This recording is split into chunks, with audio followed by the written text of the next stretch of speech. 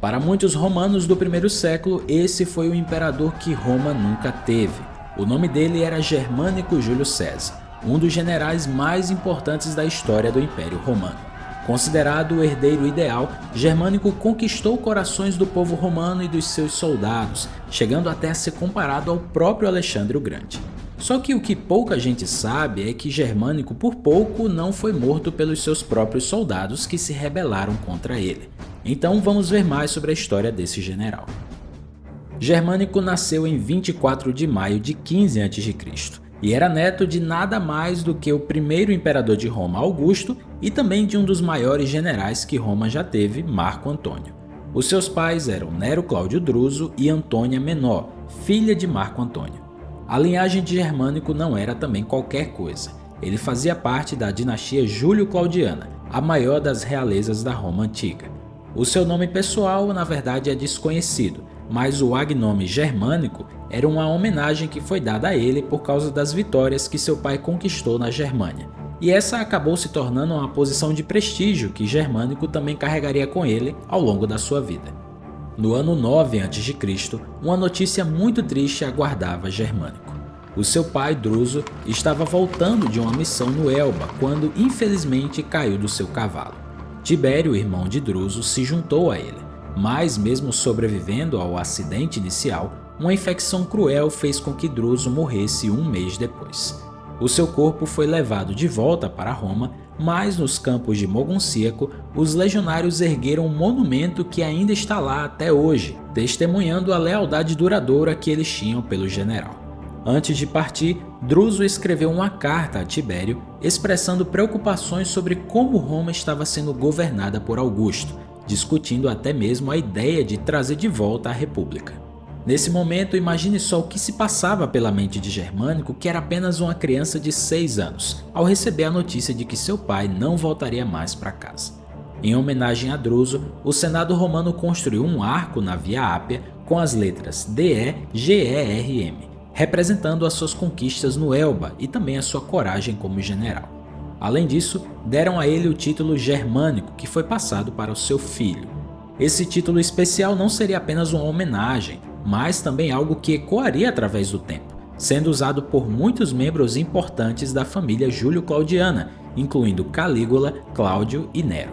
A morte de Druso trouxe consigo não apenas a perda de um pai, mas também o início de uma jornada difícil para o jovem Germânico, que a partir daquele momento, como filho mais velho, se tornou o chefe da família.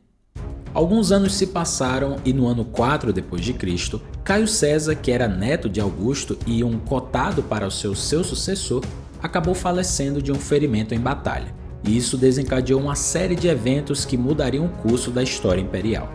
Diante desse vazio de poder, Augusto olhou para Germânico como uma possível alternativa, sendo que na época ele já tinha cerca de 18 anos. No entanto, a influência de Lívia Drusila, esposa de Augusto, convenceu ele a considerar Tibério, seu enteado, como uma escolha mais sábia. Assim, Tibério foi adotado no dia 26 de junho de 4 d.C., marcando o início de uma nova fase na sucessão imperial. Mas havia uma condição especial. Tibério precisava adotar Germânico também, garantindo que ele fosse o próximo na fila de sucessão. Essa adoção não apenas alterou o curso da sua linhagem, mas também o transferiu da dinastia Cláudia para a dinastia Júlia. Em consonância com as tradições romanas de nomenclatura, ele assumiu o nome Júlio César, mantendo seu agnome, se transformando assim em Germânico Júlio César. Dessa forma, apesar de Augusto não ser o seu avô biológico, essa adoção de Tibério tornava Germânico neto de Augusto. Para fortalecer ainda mais os laços familiares, Augusto fez com que Germânico se casasse com a sua neta Agripina, e mais tarde os dois seriam pais de 9 filhos. 2 anos depois da sua adoção, Germânico é nomeado questor aos 20 anos de idade. Isso surpreendeu a sociedade romana, já que ele fez isso 4 anos antes do permitido pela lei. Naquele mesmo ano, ele foi enviado a Ilíria para auxiliar Tibério na supressão da revolta dos Panônios e dos Dálmatas. A missão de Germânico não era apenas um teste às suas habilidades militares, mas também uma oportunidade de demonstrar sua força e a resolução do império. Com um exército diversificado tanto de cidadãos recrutados como ex-escravos, ele se uniu a Tibério na Ilíria, onde o desafio aguardava os romanos nas montanhas, que era onde os rebeldes haviam se refugiado.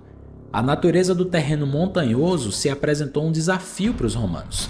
Os rebeldes, que eram hábeis em ataques a partir das fortalezas nas alturas, forçaram Tibério a ter que inovar.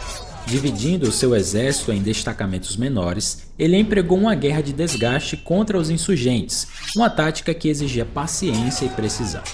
A presença estratégica de Germânico nesse cenário não passou despercebida. Os seus destacamentos agiram contra as tribos rebeldes, obtendo várias vitórias. Enquanto isso, os romanos implementaram uma política de terra arrasada, buscando privar os rebeldes de recursos e minar sua resistência. No ano 8 d.C. houve uma reviravolta quando Bato, o Breuciano, que era o comandante rebelde, trai o seu líder e entrega ele aos romanos em troca de perdão. Contudo, essa trégua foi breve, já que Bato acabou sendo derrotado e executado pelo seu antigo aliado. Esses acontecimentos deixaram os panônios em desordem e abriu caminho para os romanos subjugarem a região sem muita resistência. Isso também trouxe um bônus valioso para o exército romano, adicionando 8 coortes de auxiliares que se juntaram às fileiras romanas.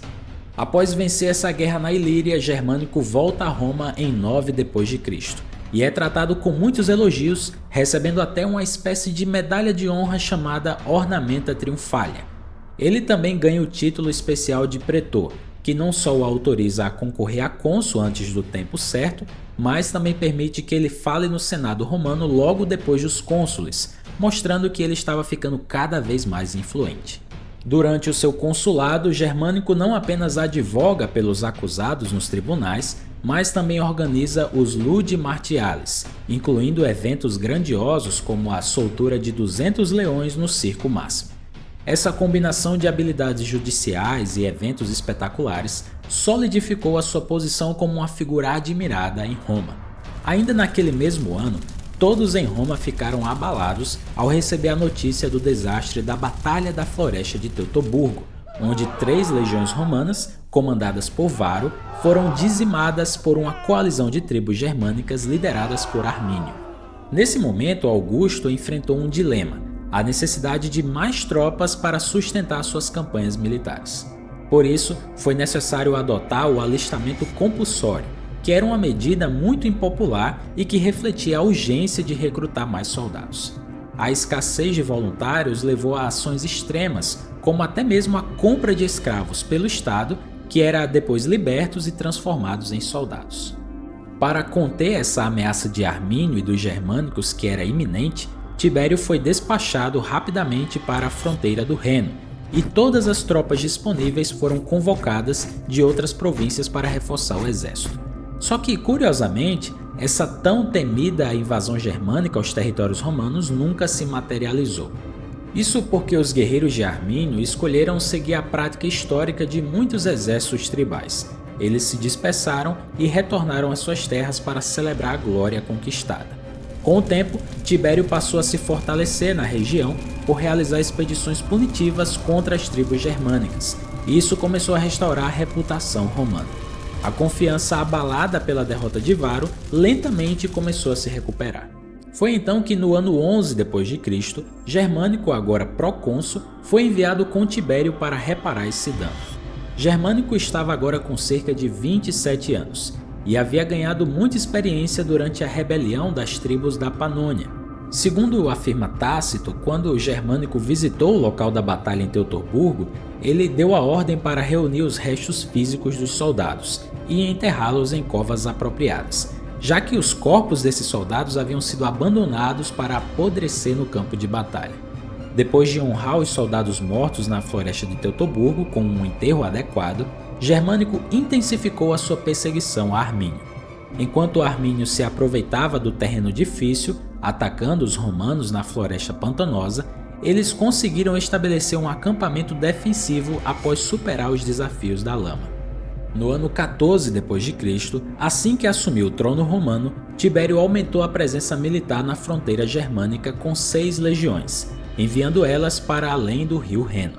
Todas elas eram lideradas por Germânico.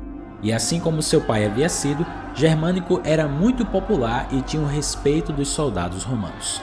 Só que a morte de Augusto acabou desencadeando uma série de eventos que abalaram o exército. As legiões estavam acostumadas à figura do imperador e agora estavam enfrentando incertezas e também insatisfação. Por causa disso, alguns motins eclodiram, alimentados por queixas sobre deduções salariais pesadas e também subornos necessários para aliviar as fadigas impostas pelos centuriões.